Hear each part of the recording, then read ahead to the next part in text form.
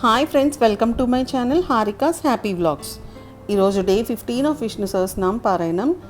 ఈరోజు ఒక special sweet desert అయిన సేమియా కేసర్ ప్రసాదంగా చేసుకుందాం.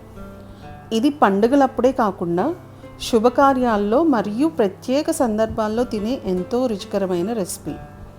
సేమియా కేసరి తయారు చేసుకోవడానికి కావాల్సిన పదార్థాలు: 1 కప్పు సేమియా, 1 కప్పు షుగర్, 2 టేబుల్ స్పూన్ గీ, జీడిపప్పు కిస్మిస్, 1 టేబుల్ స్పూన్ ఇలాచి, చిటికెడు పచ్చకర్పూరం.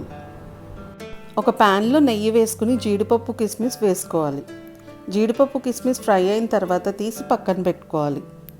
అదే ప్యాన్లో సేమియా యాడ్ చేసుకుని లో ఫ్లేమ్లో గోల్డెన్ బ్రౌన్ వచ్చేంత వరకు ఫ్రై చేసుకోవాలి.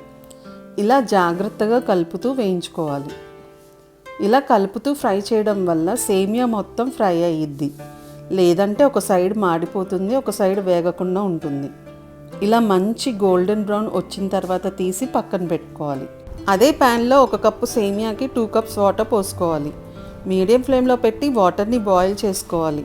వాటర్ ఇలా మరుగుతున్నప్పుడు చిటికెడు కుంకుమ పువ్వు వేసుకోవాలి.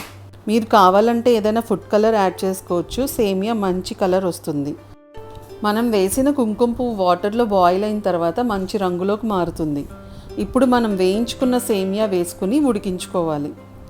సేమియాని మనం ఉడికించుకోవడంలోనే సేమియా కేసరి టేస్ట్ ఉంటుంది.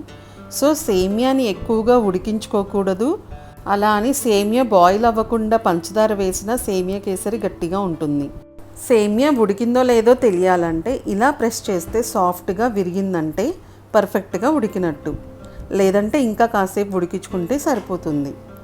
ఇలా ఉడికిన తర్వాత 1 కప్పు పంచదార వేసుకోవాలి. పంచదార బదులు మీరు బెల్లం కూడా వేసుకోవచ్చు. పంచదార వేసిన తర్వాత కన్సిస్టెన్సీ కొంచెం పలచపడుతుంది. లో ఫ్లేమ్లో కలుపుకోవాలి. ఇలా కలుపుతూ ఉంటే పాకం చిక్కపడి కేసరి దగ్గర పడుతుంది. ఇలా కేసరి దగ్గర అయిన తర్వాత 1/2 టేబుల్ స్పూన్ ఇలాచీ వేసుకోవాలి. కొంచెం పచ్చకర్పూరం వేసుకుని మనం ఫ్రై చేసుకున్న జీడిపప్పు కిస్మిస్ యాడ్ చేసుకోవాలి. బాగా కలుపుకున్న తర్వాత మన సేమియా కేసరి రెడీ. ఇలా సేమియా కేసరి సింపుల్గా టేస్టీగా చేసుకోవచ్చు. ఇలా సేమియా కేసరిని ప్రసాదంగా చేసుకుని ఆ స్వామికి నైవేద్యంగా పెట్టుకున్న తర్వాత విష్ణు సహస్రనామం చదువుకుని నా 15th డే పారాయణాన్ని కంప్లీట్ చేసుకున్నాను.